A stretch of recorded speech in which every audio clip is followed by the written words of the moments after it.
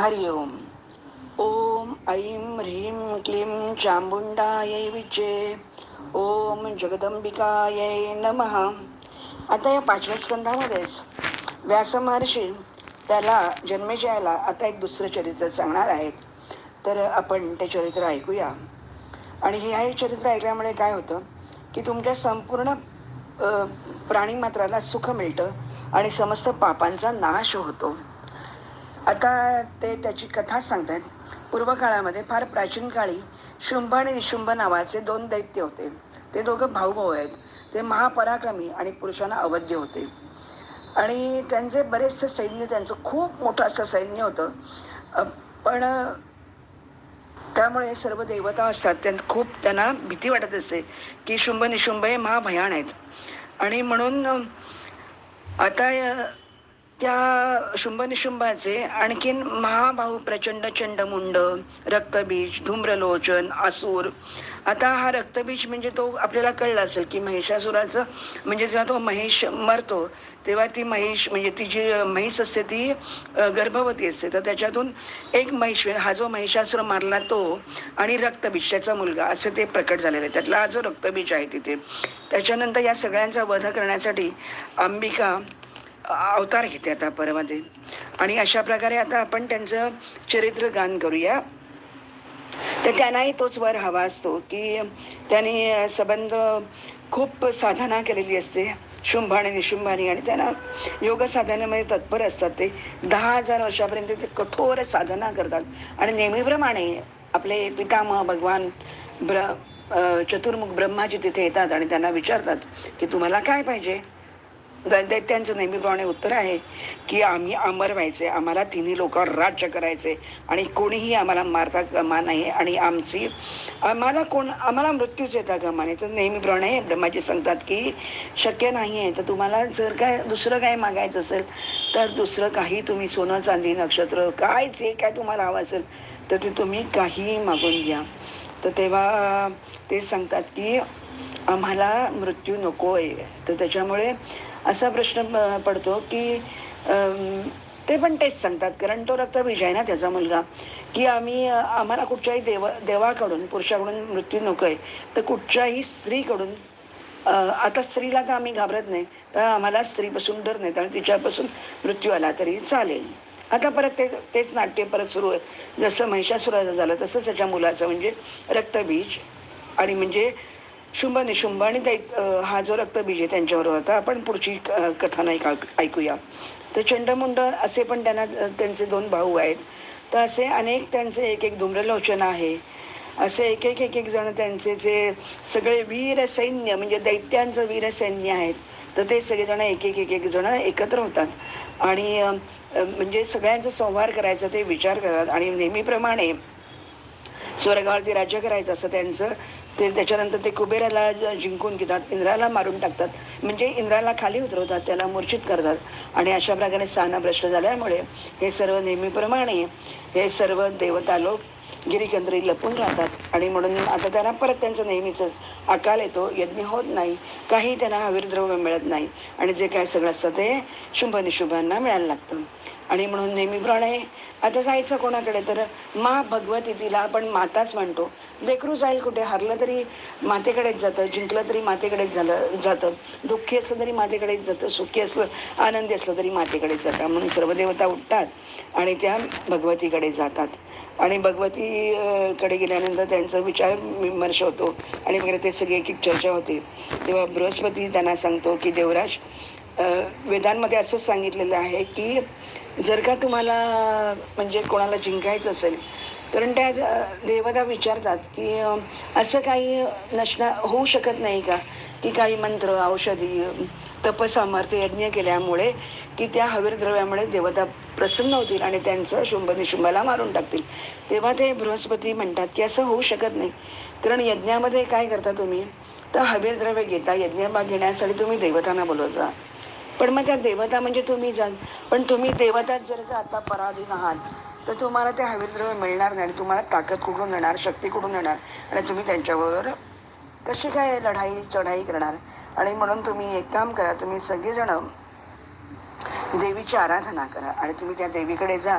आणि देवीने तुम्हाला मागे एकदा सांगितलेलंच आहे की जेव्हा जेव्हा कधी गरज पडेल तेव्हा तेव्हा तुम्ही मला बोलवा आणि मी तुमचं देवतांच्या इच्छित कार्य मी त्यांचं करेन. आणि अशा प्रकारे आता ते सर्वजण ती लक्ष्मी रूपामध्ये प्रकट होते आणि ते सर्व देवता अंबिकेकडे जातात, तिची करुणा भागतात आणि तिला सांगतात की तेव्हा प्रत्यक्ष भगवती नेहमीप्रमाणे प्रकट होते. लाल वस्त्र धारिणी, आभूषणं घातलेली आहेत, इतकी ती सुंदर असते, चंदनाचा वास येतो, सुंदर सुगंध, अतिशय सगळं खूप छान मनोहारी असं दृश्य असतं. आणि देवी म्हणते की तुम्ही एवढी माझी स्तुती केली आहे, काहीतरी तुम्हाला प्रश्न आहे, काय हवं आहे ते तुम्ही बोला. आणि मग त्याच्यानंतर ती सांगते की जसं त्या सर्व देवता सांगतात की मागच्या वेळेला तू जसं महिषासुराला मारलंस आणि सगळे आम्ही आता निश्चिंत झालो आणि खूप आनंदात होतो, पण आता हे शुंभ निशुंभ उपटले आहेत आणि हे जे दोन दानव आहेत ते महाभयंकर आहेत. आणि त्याचबरोबर त्यांच्याबरोबर आणखीन असे बलशाली दानव रक्तबीज चंडमुंड पण आहेत, तर ते त्याच्याहून बलशाली आहेत. तर त्यांचा तर सामना करणं केवळ केवळ आणि केवळ अशक्य आहे.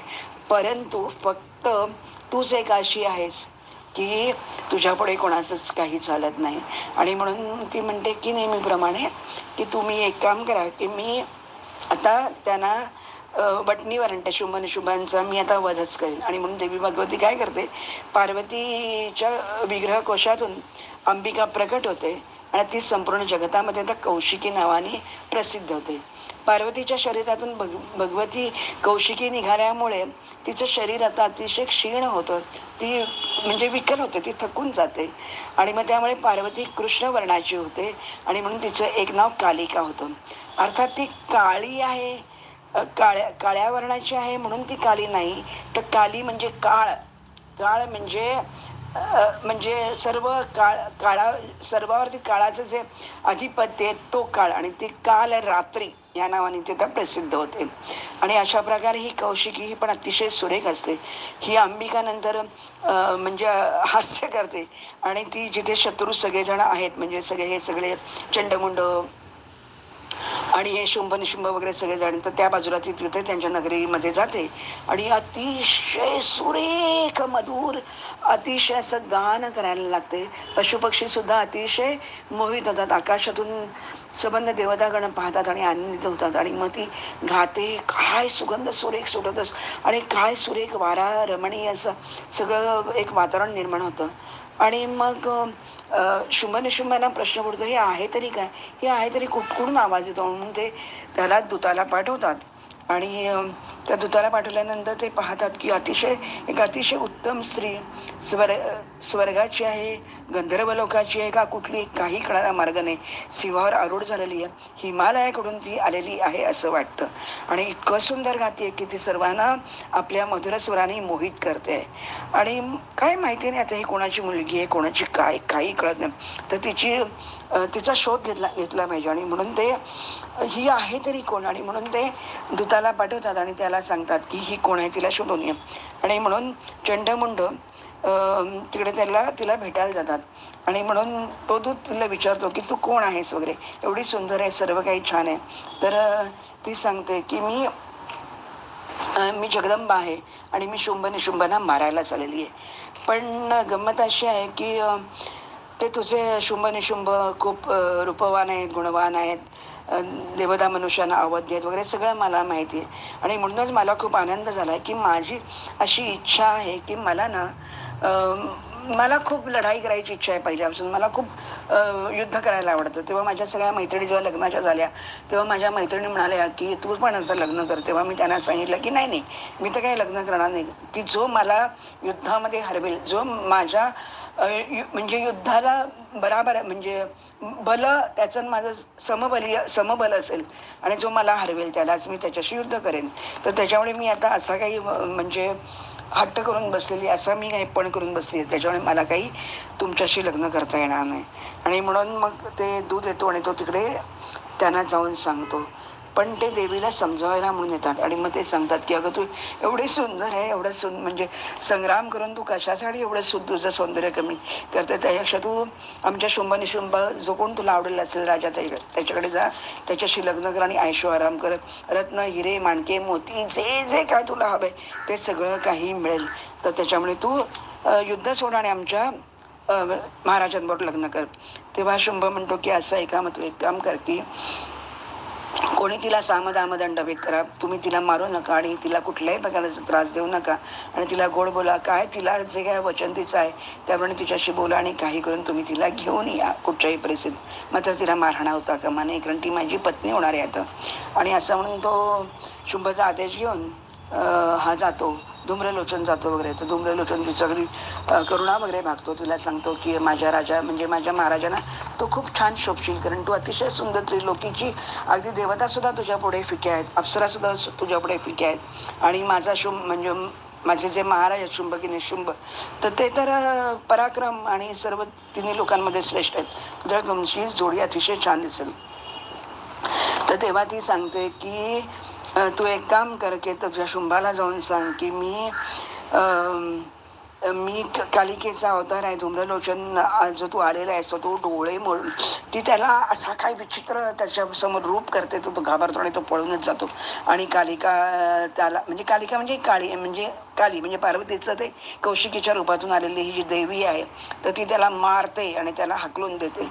आणि मग कालिका त्याच्यावर युद्ध करते आणि तो पण खूप तिच्यावर युद्ध करतो वगैरे. आणि मग नंतर तो सांगतो धूम्रलोचन वगैरे सुद्धा तिला की जी कुरूप घाणेरडी काळी आहे ना, तर तिला बाजूला करायला मी मारूनच टाकतो आणि तुला मी घेऊन जातो. तर हे ऐकल्यानंतर मात्र ही अंबिकेला खूप राग येतो आणि म्हणून मग ती काय करते, कालिका परीख त्याच्या अंगावर फेकते. आणि म्हणून तो खूप चिडल्यानंतर ती काय करते, एक हुंकार मारते आणि त्या हुंकारावरती त्याचं भस्म करून टाकते. आणि हे ऐकल्यानंतर शुंभाला अतिशय प्रश्न पडतो, ही आहे तरी कोण. आणि उरलेले सगळे जे दैत्य असतात ते रक्ताने माखून बाहेर येतात, कोणाचा हात तुटलाय, कोणाचा पाय तुटलाय, कोणाचं काय तुटलं. आणि काही केलं तर तो विचारतो की बाकीचे सगळे गेले कुठे, चंडमुंड विडा म्हणजे विडालाख्य सगळे कोणी कुठे दिसत नाही. बघता बघता बघता ती एकेकाला मारून टाकते. आणि म्हणून मग निशुंभ आहे तो आता मात्र शुंभाला भौतिक देतो. आता दादा तुझ्या लक्षात आलं असेल की अनोनी आहे ती, कोणाचंही काही टाळत नाही.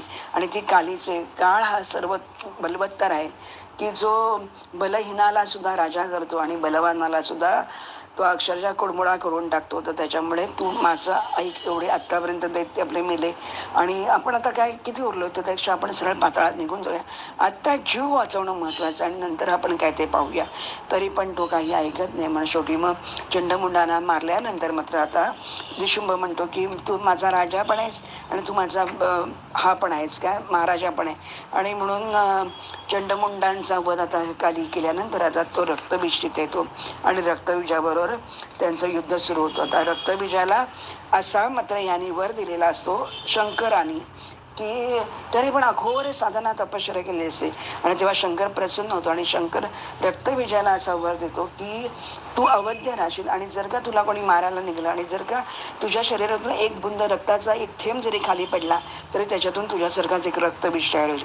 आणि म्हणून ह्यांचं धमासाने जेव्हा युद्ध होतं काली बरोबर, तेव्हा काली बघते की तो जसा जसं त्याच्यातून रक्त पडतं तसं तसं तो त्याच्यातून अनेक दैत्य म्हणजे अनेक रक्तबीज तयार होतात. आणि म्हणून ही जी कालिका चामुंडा कालिका या सगळ्यांना मारतात, तेव्हा एक चंडमुंडाला मारल्यामुळे या कालिकेचं नाव एकदा चामुंडा असे ठेवलं जातं. तर हे तिथे एक चरित्र भाग आपण घेतो की चंडमुंडांना मारल्यामुळे ती चामुंडा, महिषासुराला मारल्यामुळे ती महिषासुर मर्दिनी आता ही शुंभ निशुंभांना मारण्यासाठी तयार होते आहे.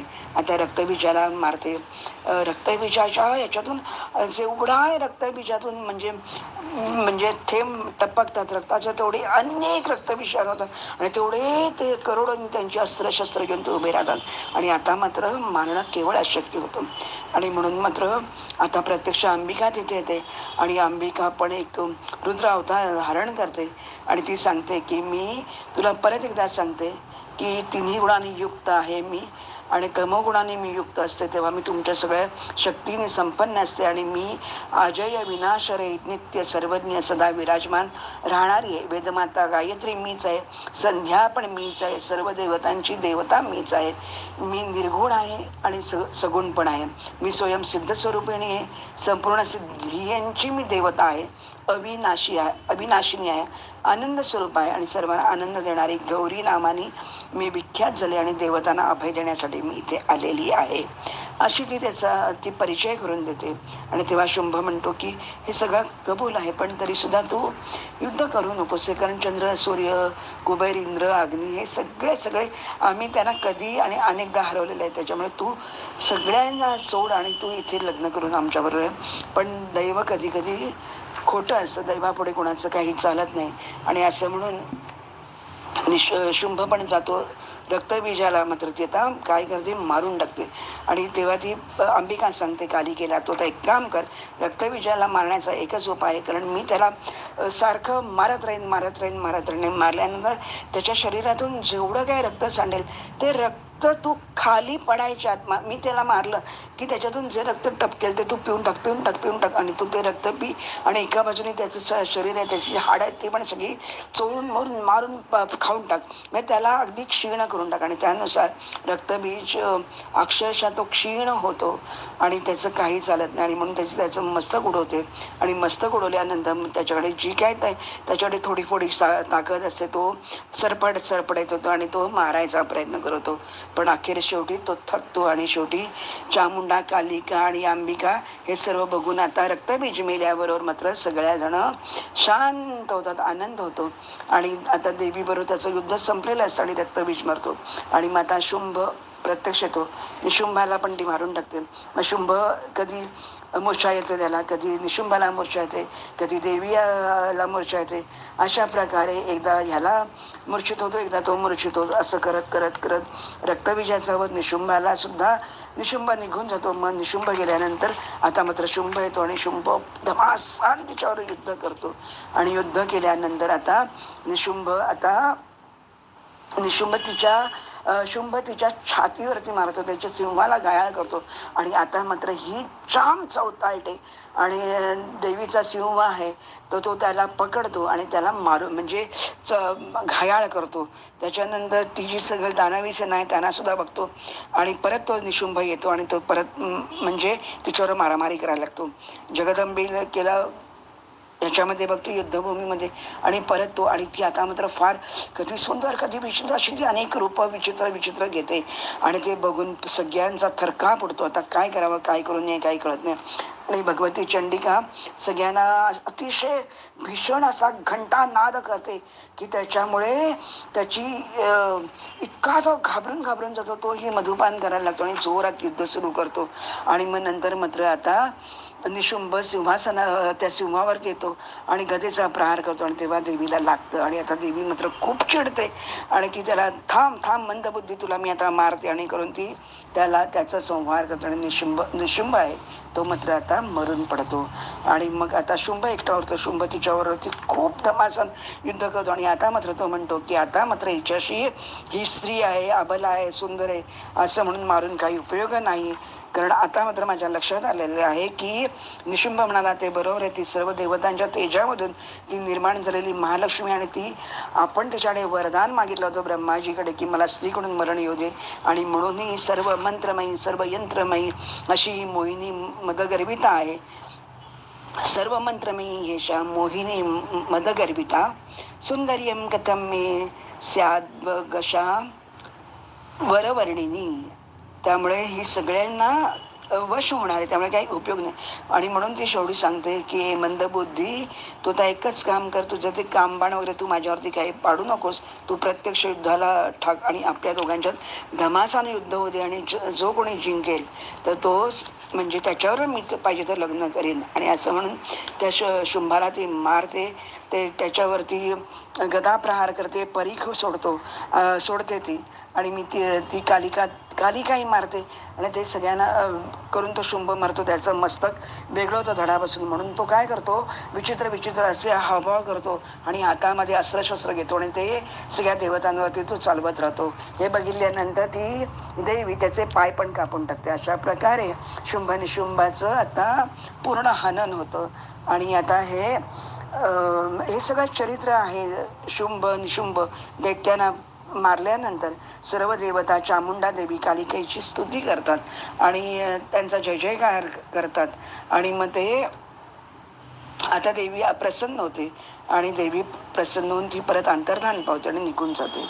तर अशा प्रकारे आता हे जे महात्म्य आहे शुंभ निशुंभ आणि महिषासुरमर्दिनी, तर त्याच्यामध्ये आपण अनेक दैत्य बघितली, अनेक दैत्यांची ताकद बघितली, बल बघितली, त्यांचं सामर्थ्य बघितलं, त्यांचं तपसामर्थ्य बघितलं. तर त्यामुळे शेवटी काळा हे सगळं करणारी ही देवीच आहे, ही महामाया आहे, ठगिनी आहे आणि सर्वांना ठकवते, योगमाया आहे. आणि अशा प्रकारे आता हे जे देवी महात्म्य आहे, तर ते जन्मेजय विचारतो की हे जे चंडिकेचं महात्म्य आहे, हे कालीचं जे महात्म्य आहे, अंबिकेचं, उमेचं हे जे महात्म्य आहे, ते ह्या जगदंबिकेची उपासना, पूजाविधी, हवनविधी वगैरे तुम्ही मला सांगाल का? तेव्हा व्यास म्हणतात, पूर्वकाळामध्ये सार्वजनिक मन्वंतरामध्ये आता आपण ही कथा पुढची ऐकतोय. मग ही कथा कशी तयार झाली ते आपण आता ऐकणार आहोत. सुरथ नावाचा एक राजा होता. नावं पण खूप छान आहेत. तर तो क्षत्रिय राजा आहे, म्हणजे क्षत्रिय, आणि त्याचं नाव आहे सुरथ. तो नेहमी रथावर आरूढ असणारा, पण तो सुरथ आहे, म्हणजे तो चांगला आहे, कर्मनिष्ठ आहे, सत्यवादी आहे, ब्राह्मणांचा उपासक आहे, गुरुजनांच्या प्रती त्याला प्रेम आहे, दानशील आहे. त्याच्याबरोबर सगळे कुठलाही त्याला कोणाबद्दल द्वेष नाही, असूया नाही, मत्सर नाही, असा तो असतो. पण एकदा काय होतं, सर्व शत्रू त्याच्यावरती चाल करून येतात आणि हे जे म्लेंछ लोक असतात ते त्याच्यावरती चाल करतात आणि ते शत्रू इतकी प्रबल असते की सुरत राजाचं राज्य म्हणजे तो हारतो आणि सुरत राजा नेस्तनाबूत होतो. त्याबरोबर हे जे म्लेंछ असतात ते काय करतात, ती सगळी विशाल सेना घेऊन त्याच्या राज्यावर चालून येतात आणि त्या नगरामध्ये ते राहायला लागतात. त्यामुळे काय होतं, हा नीतिसंपन्न प्रतिभा संपन्न नीती विशारद जो राजा सुरत आहे, तर तो बघतो की आपले जे मंत्री आहेत तर ते शत्रू पक्षालाही वश झालेले आहेत. त्यामुळे आता त्याला खूप वाईट वाटतं. आपण बऱ्याचदा म्हणतो ना की आपलीच माणसं आपल्याला नाशाला कारणत होत, आणि ते बघतात तर त्याची बायको आणि त्याचा मुलगा वगैरे ते पण सगळेजण आता शत्रूला सामील होतात आणि तो खूप उद्विग्न होतो. त्याला अतिशय वाईट वाटतं, कारण तो सुरथ आहे. म्हणून तो उठतो आणि तो घोडा घेतो आणि नगराच्या बाहेर पडतो. नगरातून चालता एक तपस्वी सुमेधा ऋषींचा आश्रम त्याला लागतो. तो आश्रम अतिशय सुरेख आहे. तो सुरथ राजा सुमेधा ऋषींच्या आश्रमामध्ये येतो आणि तिथलं ते सगळं जे वातावरण आहे, पवित्र आहे, मधुर आहे, पुण्यमय आहे, ते सगळं बघून, कारण हे राजा म्हणजे क्षत्रिय, कायम शत्रू, युद्ध, मारामारी असं त्यांच्यामध्ये ते अडकलेले असतात, सत्ता स्पर्धा. तो इथे आल्यानं त्याला अगदी निरव शांतता मिळते. तो तिथे राहू लागतो आणि मग तो प्रत्यक्ष हे जे ऋषी आहेत सुमेधा ऋषी, ते त्याच्याजवळ येतात, त्याला विचारतात. तो घोडा एका ठिकाणी लावून ठेवतो आणि तो म्हणजे सांगतो की मी असा सुरत राजा आहे आणि काय घटना घडली की सर्व शत्रूंनी माझं राज्य हरण केलं आहे, मंत्री, बायको, पत्नी सर्वजण गेलेले आहे, मी त्याच्यामध्ये त्यांना अवश्य झालेले आहेत, त्यांचं काही चालत नाही आणि म्हणून मला हे काही पटत नाही आणि म्हणून मी अतिशय शांतीसाठी, मला आता फक्त शांती आणि शांती पाहिजे आणि म्हणून मला तुमचा आश्रम दिसला आणि मी ते आल्यावरच मला खूप आनंद झाला. आणि म्हणून सुमेधा ऋषी त्याला अर्घ्यपान वगैरे देतात, त्याचा सत्कार करतात आणि त्याची राहायची सोय करतात. फक्त त्याला ते सांगतात की तुला राजासारखे इथे राहता येणार नाही, कारण तुझे जे उपभोग वगैरे घेण्याची पद्धती आहे तर ते काय इथे तुला मिळणार नाही. आमच्यासारखं साधं सरळ आणि सात्विक अन्न, जेवण, आहार विहार उच्चार तुला करावा लागेल. अशा प्रकारे आता तो तिथे राहू लागतो आणि ऋषी मात्र त्याला एवढं निश्चिंत करतात, अभय देतात की तुला इथे तू निर्धोक राहा, तुला इथे कुणाची भीती नाही. तुला माझी तपस्या एवढी आहे की त्या तपस्येच्या बलाने कुठलाही शत्रू तुझ्यापर्यंत इथे येणार नाही, इथे कुठल्याही प्रकारची हिंसा होणार नाही, तुला तू सुरक्षित आहेस, तुला पाहिजे तितके काळ तिथे राहू शकतो, पण मात्र आमचा हा फलमूल हाच आमचा आहार असणार आहे. आणि म्हणून सुरत राजा आता तिथे राहू लागतो आणि तोही त्यांच्यासारखं सगळं म्हणजे जीवन जगायला लागतं. त्याला एक ते नवीन पैलू ज्याला आपण म्हणतो तर तो तिथे त्याला मिळतो आणि त्याला खूप आनंद होत असतो. आणि आता सगळं त्याला काही मध्ये मध्ये त्याला आठवण येत असते की माझा राजकोष आहे, म्हणजे ते सगळं राज्य आहे ते सगळं धन लुटून नेलं असेल, तिथे मदिरालय सुरू झालं असेल, अनेक व्यसन झाली असेल, तिथे काय काय होत असेल, काय माझ्या मुलीचं म्हणजे मुलाचं आणि पत्नीचं होतं हे काय माहिती नाही. आणि अशा प्रकारे तो एकदा उदास असतो आणि एक दिवशी अचानक तिथे असाच एक वैश्य, म्हणजे तिथे एक येतो, समाधी नावाचा एक वैश्य तिथे येतो आणि तो तिथे एकमेकांना भेटतात आणि तो विचारतो, राजा तू इथे कसा आलास वगैरे. तर तेव्हा तो सांगतो की मी खूप श्रीमंत आहे पण धनाच्या लोभाने माझ्या कुटील आणि अत्यंत दुष्ट अशा स्त्री आणि म्हणजे माझ्या बायकोनी आणि मुलांनी मला घरातून हाकलून दिलेलं आणि म्हणून मी त्या कुटुंबातून बाहेर पडलो आणि मी आता कुठेही जाऊ शकत नाही आणि म्हणून मला इथे मी राहायला आलेलो आहे. तर तेव्हा सुरथ राजा त्याला सांगतो की माझ्या पण दस्यून म्हणजे मी पण त्या दस्यूंकडूनच नागवला गेलो आणि म्हणून मी इथे आलो आणि म्हणून वैश्य म्हणतो की माझा परिवार आश्रय झालेला आहे आणि म्हणून मला खूप दुःख होतं आणि म्हणून मी आता इथे या शोकसागरात बुडून गेलो म्हणून मी आता इथे आलेलो आहे आणि पत्नी आणि पुत्र हे सगळं शारीरिक सुख आहे की आणि नाही काय पण मला आता त्याच्यात काहीच रस वाटत नाही आणि म्हणून राजा काय करतो त्या वैश्याला सांगतो की मी असंच इथे राहायला आलेलो आहे आणि प्रत्यक्ष ऋषी आता त्या दोघांना भेटतात. म्हणजे राजा सुरथ, समाधी वैश्य आणि सुमेधा मुनी. नावं पण किती सुरेख आणि गोड आणि विचारपूर्वक घेतलेली आहेत बघा. आणि मग ते तिथे राहावं लागतात आणि त्यांना ते खूप आवडायला लागतं आणि मग ते तशीच साधना करतात. ते 3 महिने साधना करतात. अनेक प्रकारचं कठीण कठीण साधना करता करता आता त्याने एका दिवसामध्ये आता काही त्या लोकांची आठवण येत नाही, काय नाही आणि एका बाजूने ते अत्यंत सात्विक व्हायला लागतात. कोणाविषयी त्यांच्या मनामध्ये आता तिरस्कार नाही, राग नाही, लोभ नाही, प्रेम नाही. आता त्यांना काहीच वाटत नाही. कुठलाही शोकमोह त्यांना आता त्रास पिडू शकत नाही. आणि असं करता करता ते आता हे यांना विचारतात की आम्ही काय करावं म्हणून. तेव्हा ऋषी त्यांना दीक्षा देतात आणि मग ते परत 1 महिना, 2 महिने, 3 महिने अशा प्रकारे 3 वर्ष ते अंबिकेची स्तुती करतात आणि मग प्रत्यक्ष अंबादेवी प्रत्यक्ष एकदा स्वप्नामध्ये येते आणि मग त्यांना सांगते की मी तुमची साधना पूर्ण झाल्यावरती तुम्हाला प्रत्यक्ष दर्शन देईन आणि त्यानुसार ती त्यांना दर्शन देते आणि ते दर्शन दिल्यानंतर तिला इतका काही त्यांना आनंद होतो की म्हणजे हे जग त्यांना माहितीच नाही ना अजिबात आणि म्हणून पण तरी देवी विचारते की तुमचं मनोरथ काही आहे का, तर ते मी पूर्ण करीन. कारण हे संपूर्ण जग दृश्य परमपुरुषाच्या द्रष्टा आहे, करता ह्याला कोणी नाही. मीच असत स्वरूपा देवी, मी जगज्जननी माया आहे आणि ब्रह्मांडाची रचना मीच करते आणि मीच सर्व ब्रह्मांड आनंदित करते, दुःखी करते, प्रपंच मीच करते, सर्वांना मीच माझ्याच लेण्याने माझ्याच मोहाने मी सर्वांना नाचवते. तर त्याच्यामुळे तुम्हाला काय पाहिजे. तेव्हा राजा म्हणतो की त्या देवीला बघितल्यानंतर तिला आम्हाला एवढा आनंद झाला आणि मग ते विचारतात तुझी साधना वगैरे कशी करायची वगैरे. तर तेव्हा ती सांगते की नवरात्र कसं करायचं, अष्टमी कशी, नवमी कशी करायची, चैत्र नवरात्र, अश्विन नवरात्र करायचं आणि मग कोणाला जे काय म्हणजे दुःखिता पीडितांना तुम्ही मदत करायची आणि म्हणून ते विचारतात तुम्हाला काय पाहिजे. तर तेव्हा ते सांगतात की राजा सांगतो की माझं जे गेलेलं राज्य आहे ते मला परत पाहिजे आहे आणि मला निष्कंटक राज्य पाहिजे, मला कुठलाही शत्रू वगैरे नको आहे आणि मला तेव्हा ती म्हणते की काही हरकत नाही, तुझी जी इच्छा आहे त्यानुसार तुला म्हणजे तुझी इच्छा पूर्ण होईल आणि तुझे लोकच तुला राज्यातून घ्यायला येतील आणि ते तुझा सत्कार करून तुला घेऊन जातील आणि म्हणून तुला आता कुठच्याही प्रकारचा त्रास होणार नाही आणि तुला जे काही पाहिजे ते कोणीच आता तुझं काही त्रास करून तुला देणार नाही. तू 10,000 वर्ष राज्य करशील आणि नंतर तू मनू होशील. मनू सूर्यकुलातला तू मनू होशील आणि मग नंतर ती ह्याच्याकडे येते समाधी वैश्याकडे येते आणि समाधीला विचारते की तुला काय पाहिजे. तर तेव्हा तो तिला सांगतो की मी तुला खरं सांगू का की मला आता काहीच नको आहे, मला फक्त वैराग्यात आलेलं आहे आणि मी आसक्ती रहित आणि बंधनातून मुक्त होईल आणि मला तीर्थक्षेत्री जायचे, मला ज्ञान पाहिजे, मला राज्य नको, स्त्री नको, बंधू बांधव, मला काही नको, मला राज्य नको आणि मला फक्त तुझं गुणगान गाऊ दे आणि मला फक्त तुझ्यातच रमू दे आणि मला फक्त तू भक्तांना अभय देणारी अशी तुझी देवी आहेस, तर तुझं मला गुणगान गाऊ दे. आणि म्हणून अशा प्रकारे तो आता खऱ्या अर्थाने समाधी जो वैश्य आहे तो मुक्त होतो आणि सुरथ जो राजा आहे तो राज्य करायला जातो आणि अशा प्रकारे ही देवी भागवत संहिता अक्षरशः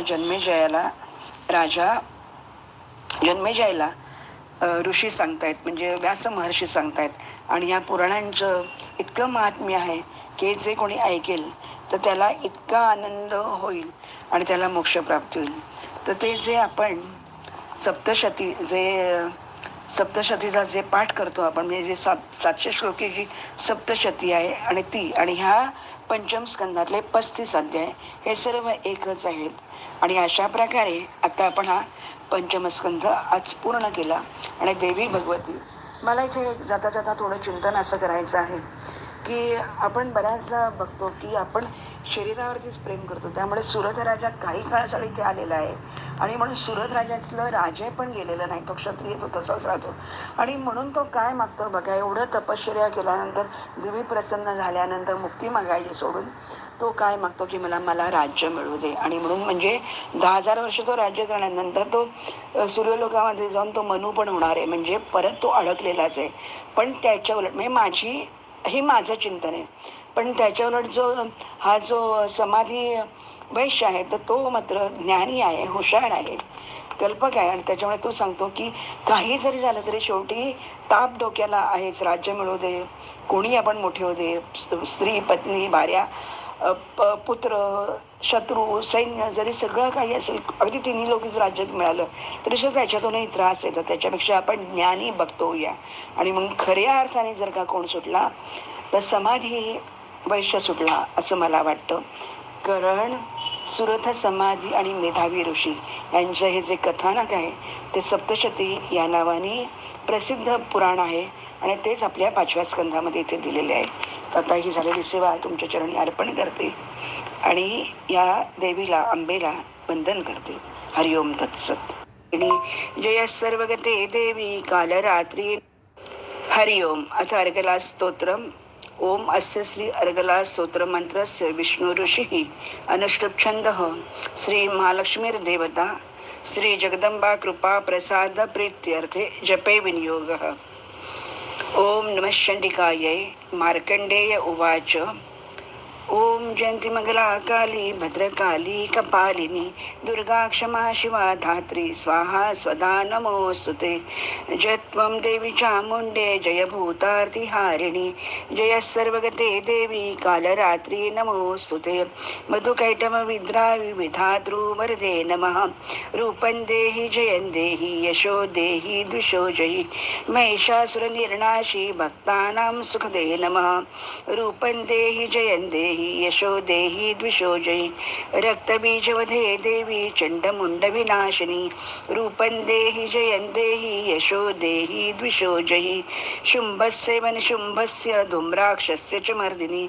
रूपं देहि जयं देहि यशो देहि द्विषो जयि वनिताग्री युगे देवी सर्वसौभाग्यदायिनी.